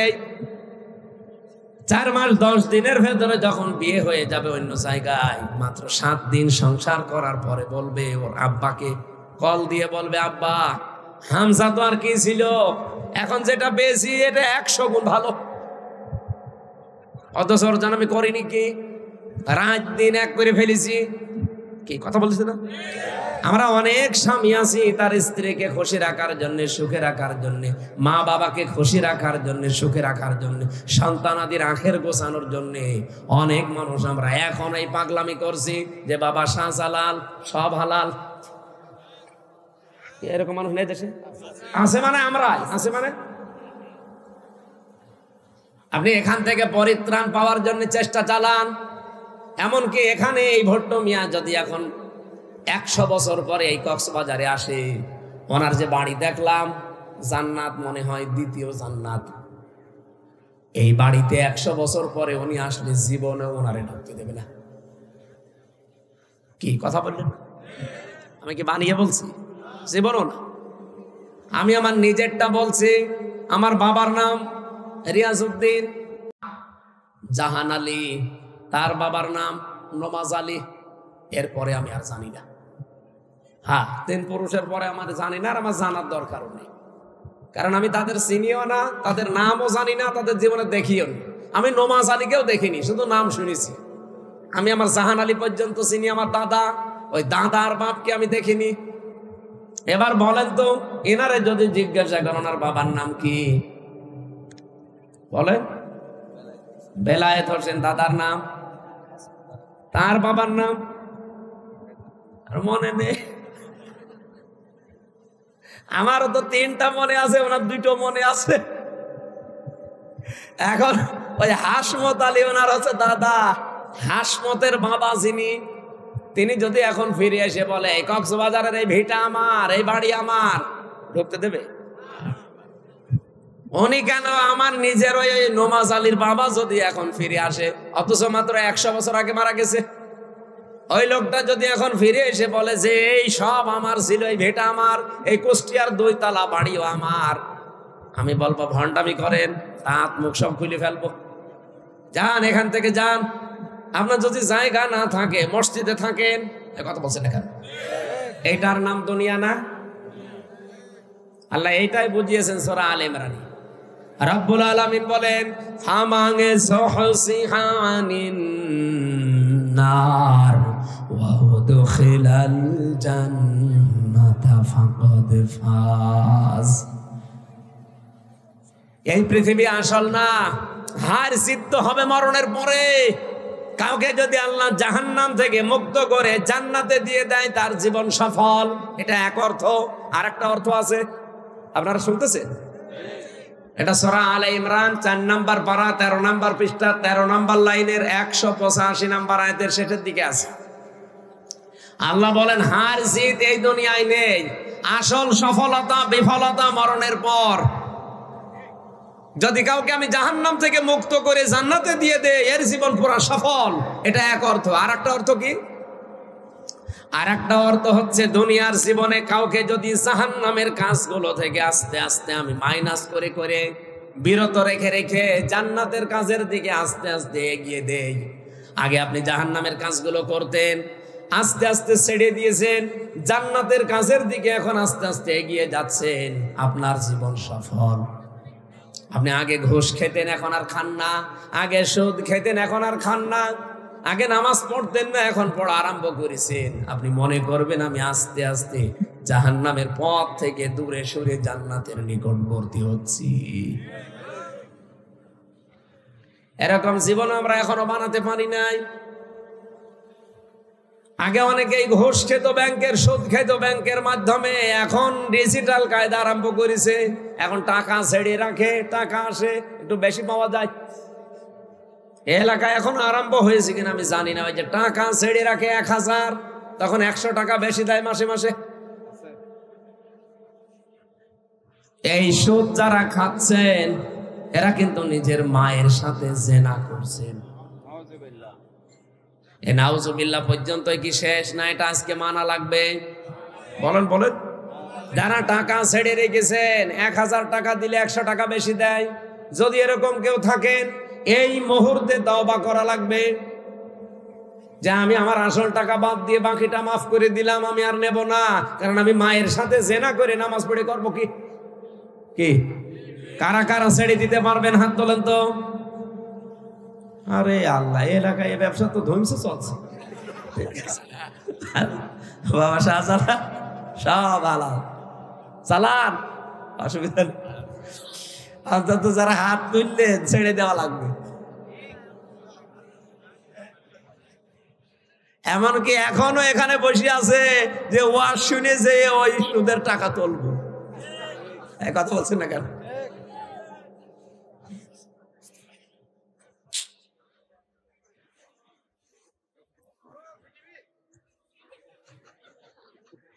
আপনাদের এলাকায় আসলে আমার একটু ভালো লাগে, কারণ এই এলাকার ভাষা আমি বুঝি না, তো আপনারা গালি দিলেও আমার মনে হয় দোয়া করছেন। আর আমিও এই চকরিয়া এসেছিলাম একবার, জেল থেকে বের হওয়ার পরে হজে গিয়েছিলাম ওমরায়। ওমরা থেকে এসেই বিমানবন্দর থেকে ওরা আমার টান দিয়ে নিয়ে আসলো মাহফিলে। ওই যে বাটি একজন ছিল না, বাটি জাফর, আল্লাহর এই বান্দা, উনি প্রধান অতিথি। উনি আমার পাশে বসে আছে, বসে হুজুর দোয়া করে। আমি আরবিতে কয়েকটা গালি দিলাম, যারা কোরআনের অনুষ্ঠানে বাধা দেয় তারা যারুর সন্তান। বাংলা বলি না, শুধু আরবি বলেছি। উনি বলছে আমিন। ঠিক আছে, এখন যে বাটি জাফর কোথায় যে আছে আল্লাহর ওলি ভাবে পালিয়েছে। ওনার হোটেলে আমি কত পরশু দিন চকরিয়া বাজারে ঘুরতে ঘুরতে কোনো হোটেল পাচ্ছি না। ওই হোটেলের কাছে যে দেখেন মুরব্বী বসে আছে। আল্লাহ এটা সেই জাফর সাহেবের? হ্যাঁ। হোটেল কই? তা আল্লাহ সব উড়িয়ে দিয়েছে। ওই দিন যে একটা আরবিতে দোয়া করেছিলাম, বদ দোয়া, ওরে যে আমিন বললো, যদি বাংলা বলতাম ওই দিন আমিন বলতো না, আমার মা বেলে চুয়ালে ধরা দিত। এই জন্য এই কক্সবাজার চট্টগ্রামের ভাষা ভালোই হয়েছে, সাথে আমি বসিও না। আপনারা গালি মালি দিলেও অসুবিধা নেই। আমরা কোরআনে কারিম থেকে সামাজিক একটা আয়াত পড়েছি, পরিবার এবং সমাজ, এই দুইটা নিয়ে। হাদিস পড়েছি একটা, ওটা পরিবার, সমাজ এবং রাষ্ট্র, তিনটা নিয়ে। আমরা এই 5টা বিষয় সামনে রেখে আজকে একটু কথা বলতে চান। না মেলা সময় হয়ে গেল নাকি? থাকবেন তো আপনারা? আমার আয়াত ছিল সূরা হুজুরাতের 12 নম্বর আয়াত। রব্বুল আলামিন বলেন, ইয়া আইয়ুহাল্লাযীনা আমানু ইজতানিবু কাসীরাম মিনাজ-যন্নি ইন্না বা'দাজ-যন্নি ইসমুন ওয়া লা তাজাসসাসু ওয়া লা ইয়াগতাব বা'দুকুম বা'দা। যা আসবে পরে দেবেন, মোনাজাতের আগে দেবেন। ওহে যারা ইমানের দাবি করো, তাহলে আয়াত দ্বারা আল্লাহ কিন্তু তামাম কক্সবাজারের যারা আছে সবাই উদ্দেশ্য না। কি? এদিকে তাকান ভাই।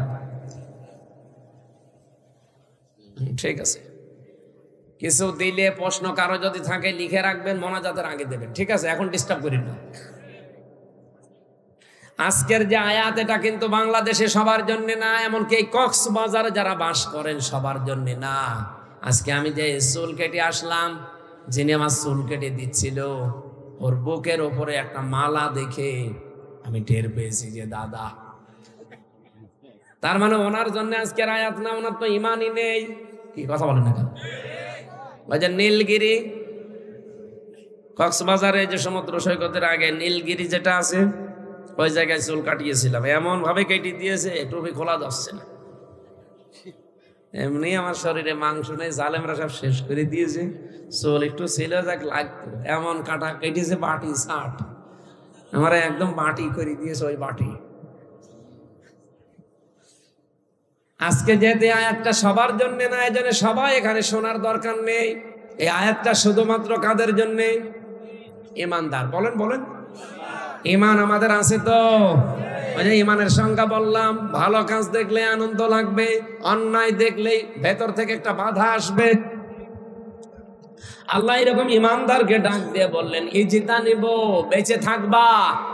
তুমি একা একা না, সবাই মিলে, বহু বছর, ইজিতা নিব, তোমরা সবাই মিলে বেঁচে থাকবা। ইন্না কাসীরাম মিনাজ জন্নি, অধিকাংশ ধারণা করা থেকে। আজ বাংলাদেশে ধারণা নেই, আসতে বলেন।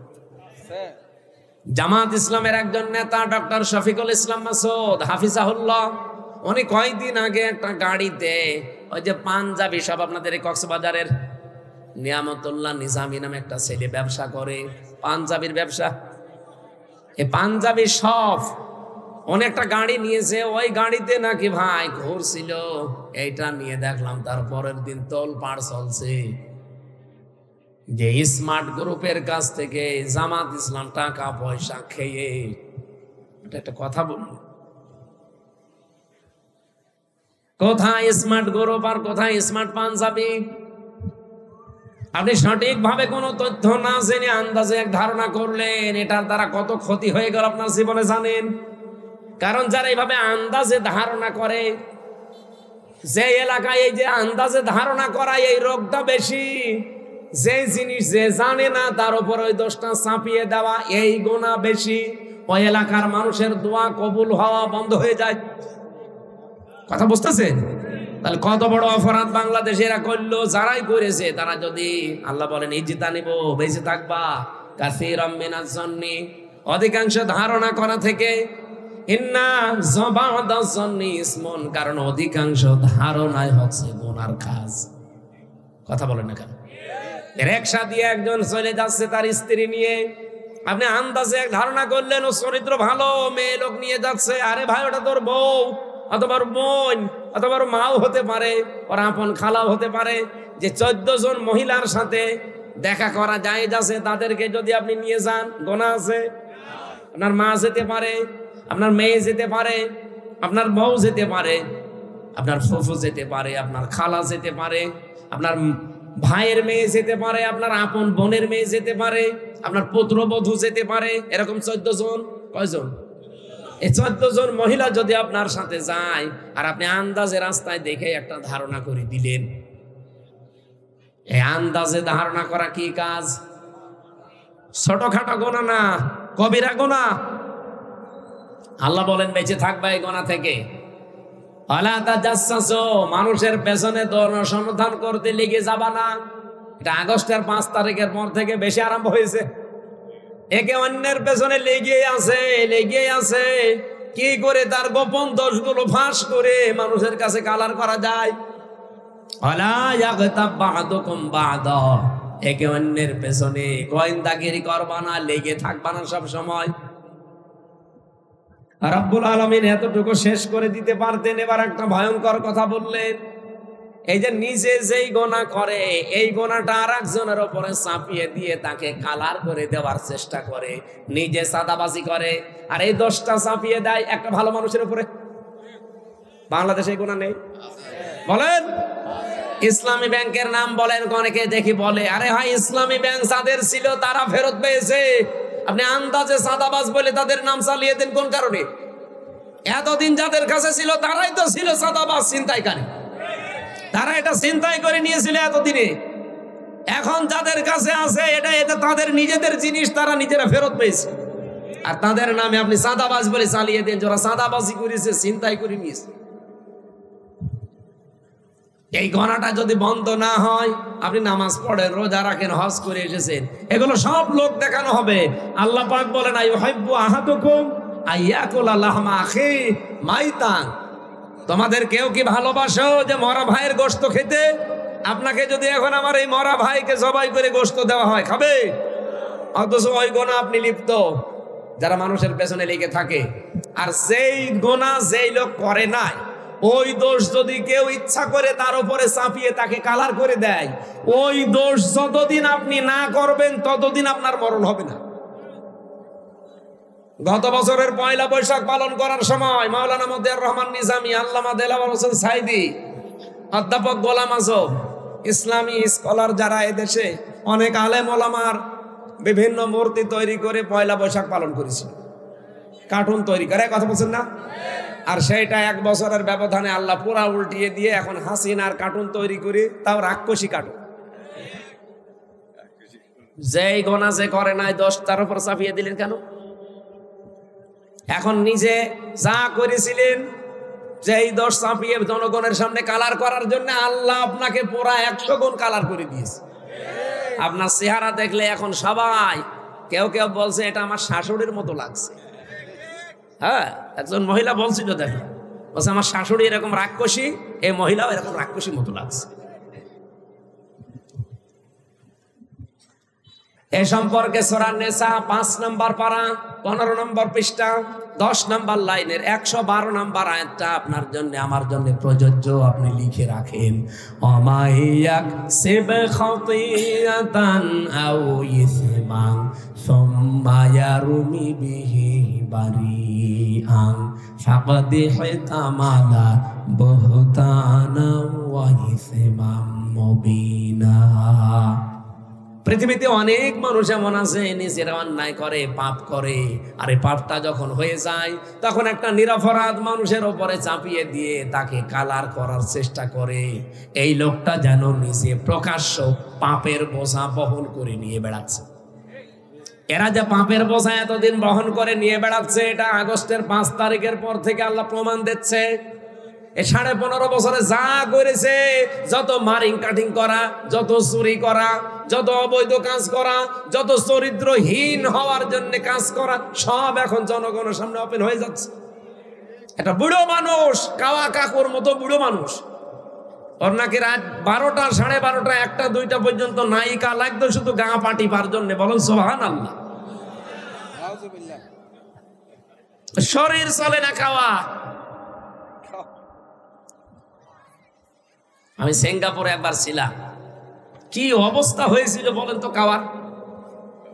কাওয়া যেরকম কালো ওইরকম কালো হয়ে গিয়েছিল না? দৃশ্য দেখে তো আমারই ভয় লাগছিল যে আল্লাহ আল্লাহ দয়া করে একটু ফিরিয়ে দিল, আর এসে ইসলামের পেছনে লেগেছে। এখন কোথায়, এই যে এখন কিটা গান বেজেছে জানো, কোথায় আওয়ামী লীগ, কোথায় কাদের, কোথায় গেল ওই জালেমের। আমার মনে হয় কাওয়ারে যদি কেউ সামনে পায় ওর ফের মুসলমানই দিন।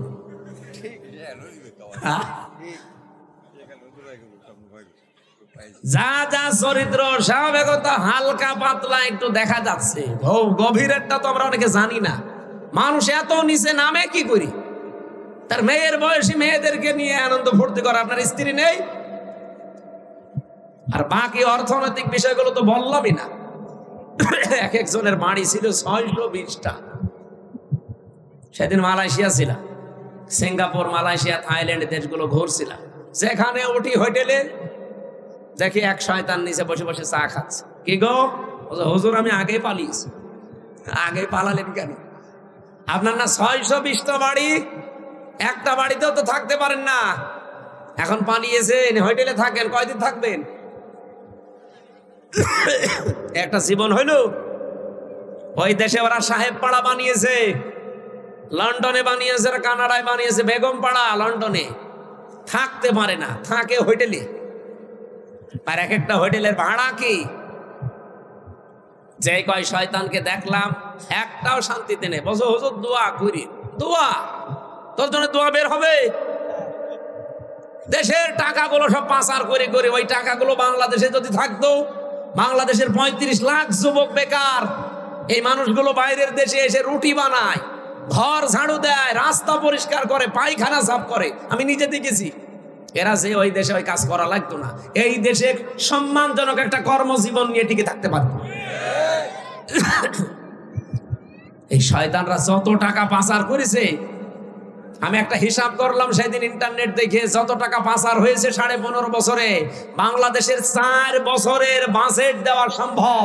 4 বছর যদি এই দেশ কিচ্ছু না করে, শুধু বসে বসে খায়, তাও এই দেশ চলতে পারবে। এত টাকা পাচার হয়েছে।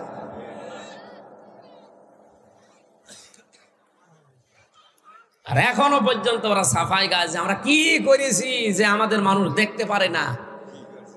সেদিন হাসিনা একটা বক্তব্য দিচ্ছিল, দেখলাম ইন্টারনেটে, বলছে হ্যাঁ সবই দোষ আমার, সবই আমি খেয়েছি, আমার বোন যে এত খাইলো, আমার বোনের তো কিছু হয় না।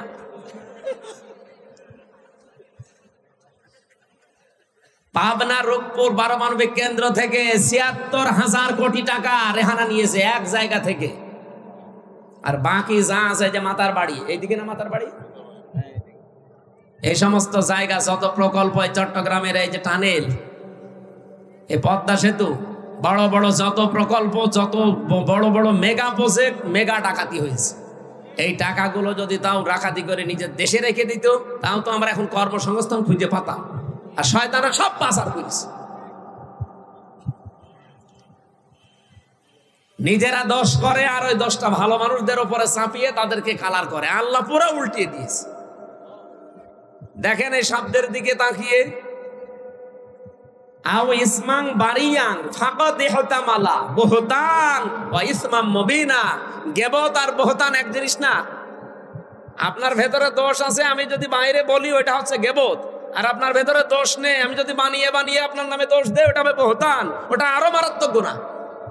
গীবত করা মানে মরা ভাইয়ের গোশত খাওয়ার, বুহতান মানে কোন ভাইয়ের গোশত খাওয়া বলে। এই গুনাহগুলো চলছিল দেশে, এখনো চলছে। আল্লাহ তাআলা বলেন ওয়াত্তাকুল্লাহ, আমি আল্লাহকে ভয় করো। এই তাকওয়া মানে শুধু আল্লাহর ভয় না, এই তাকওয়া মানে সতর্ক হওয়া। তার মানে আমাদের জীবনে আমরা এখন থেকে সতর্ক হব। ইন্নাল্লাহা তাওয়াবুর রহিম, অবশ্যই আল্লাহ আমাদের তাওবা কবুলকারী, তিনি রহিম। বলেন সুবহানাল্লাহ। হযরতে আবু যর থেকে বর্ণিত যে হাদিস ছিল, তিনি নবীকে বলেছিলেন, হে নবী, আমার বাড়ি থেকে আপনার এই জায়গা প্রায় 83-84 কিলোমিটার দূর। আমি তো এই পাহাড়ি রাস্তা বেয়ে বেয়ে সবসময় আসতে পারি না। আপনি আমাকে এমন কিছু দেন যেন এইটা নিয়ে আমি জান্নাতে যেতে পারি। বিশ্বনবী তাকে 7টা আদেশ দিয়েছিলেন। কয়টা বলেন বলেন? 1 নম্বরে বললেন ওসিকা বিতাকওয়াল্লাহ, আমি তোমাকে আদেশ দিচ্ছি তুমি আল্লাহকে ভয় করে চলবা। আল্লাহকে ভয় মানে, আল্লাহর ভয়ের অর্থ আমরা অনেকে জানি না। বাংলা অর্থ হচ্ছে আল্লাহর ভয় হচ্ছে আল্লাহর নিষিদ্ধ কাজগুলো শুধু ছেড়ে দেওয়ার নাম খাউফ, আর ঘৃণা করে ছেড়ে দেওয়ার নাম তাকওয়া। আল্লাহর যত নিষিদ্ধ কাজ আছে তার ভেতরে এই ধারণা করা একটা নিষিদ্ধ কাজ। এই কথা বলেন না? আমরা গীবতের উপরে কথা বললাম, তহমতের উপরে বললাম। সুতরাং এই ধারণায় আন্দাজে ধারণা করা থেকে আজকে থেকে বেঁচে থাকা লাগবে। শুধু বেঁচে থাকবো না, ঘৃণা করে ছেড়ে দেব।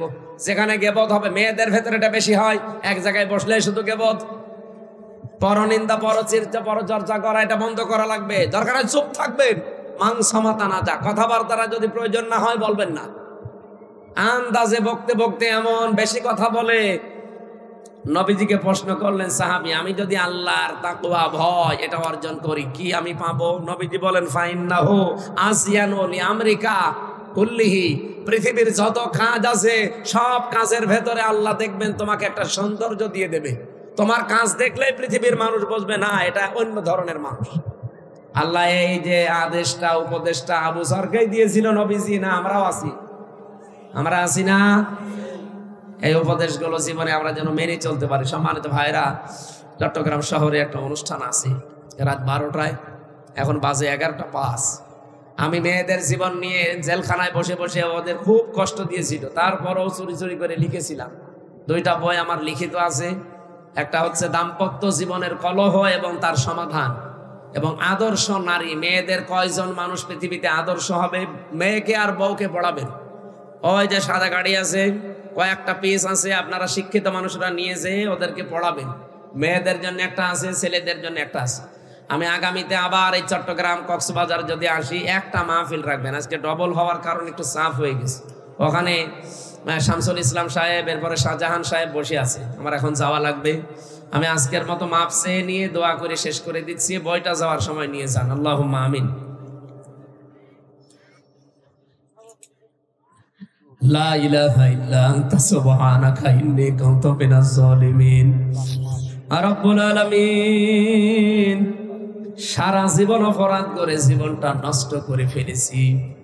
হাত ওঠায় কথা বলবো ভয় করে, লজ্জা করে। জীবনের অপরাধের দিকে তাকালে গোনা ছাড়া কিছুই দেখা যায় না। আমাদের জীবনের অপরাধের দিকে তাকিও না, তোমার রহমতের দিকে তাকাও, জিন্দেগির গোনাগুলো মাফ করে দাও। সওয়াব যদি দিয়ে থাকো আজকের আয়োজনে বিশ্ব নবীর রওজায় পৌঁছিয়ে দাও। যত মানুষ আদম থেকে পর্যন্ত কবরে আছে জান্নাতুল ফেরদাউস দিয়ে দাও। বিশেষ করে আজকের মাহফিল যাদের স্মরণে আল্লাহ তাআলা ডাক্তার বেলায়েত হোসেন, তোমার গোলামকে কবরে তুমি জান্নাতুল ফেরদাউস দিয়ে দাও। তার স্ত্রীও কবরে আছে, আল্লাহ তুমি তাকেও মাফ করে দাও। তার সন্তান, সুযোগ্য সন্তান হাত তুলেছে লিয়াকত আলী, আল্লাহ আমার এই ভট্ট ভাইয়ের মোনাজাত কবুল করো। তোমার নবী জানিয়েছে সন্তান যদি হাত তোলে ওই মোনাজাত নাকি তুমি ফেরত দাও।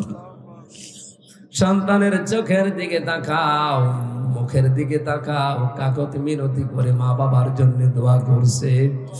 আমাদের সবার দোয়া যদি কবুল না হয়, তার সন্তানের দিকে তাকিয়ে তাদেরকে কবরে জান্নাত দিয়ে দাও। জীবনে বহু ভালো ভালো কাজ তারা করেছে, কাজগুলো কবুল করো। শয়তানের ধোঁকায় যদি অন্যায় কিছু করে থাকে, আল্লাহ তুমি নিজ গুণে কবুল করে মাফ করে নাও। মাহফিলের সম্মানিত সভাপতি আমার ভট্ট ভাইকে মঞ্জুর করো। তার স্ত্রী সন্তান যেগুলো দিয়েছে সহি সালামতে রাখো। তার ব্যবসা বাণিজ্য বাড়ি ঘর যেগুলো দুনিয়াতে বসবাস করার জন্য আছে, আল্লাহ তুমি বাইতুস সালাম বানিয়ে দাও। আজকের মাহফিলের প্রধান অতিথি আমাদের সাবেক মেয়র, আল্লাহ তোমার এই গোলামের উপর রহমত নাসিল করো। তার মা বাবাকেও মাফ করে দাও। যত আলেমরা এখানে কথা বলেছে, আলেমদের কথাগুলো আমল করার তৌফিক দাও। এই কক্সবাজারে যারা ব্যবসা বাণিজ্য করে, আল্লাহ এদের হালাল রুজিতে বরকত দিয়ে দাও। সম্মানিতা মা বোনদেরকে খাদিজার মতো, আয়েশার মতো বানিয়ে দাও। যতটুকুই শুনেছি, যেভাবে আরম্ভ করেছিলাম, এখনো কয়েক ঘন্টা বললেও তোমার বান্দা বান্দিরা চলে যেত না। আল্লাহ তাআলা চাতক পাখির মতো এত আগ্রহ যাদের কোরআন শুনতে, কোরআন বুঝতে, এদেরকে অমরের মতো বানিয়ে দাও। 3টা বছর জালেমরা আমার শরীরটাই নষ্ট করে দিয়েছে, আমার কণ্ঠটাও নষ্ট হয়ে গেছে। আল্লাহ দোয়া করছি আমার শরীর আর কণ্ঠটা আগের মতো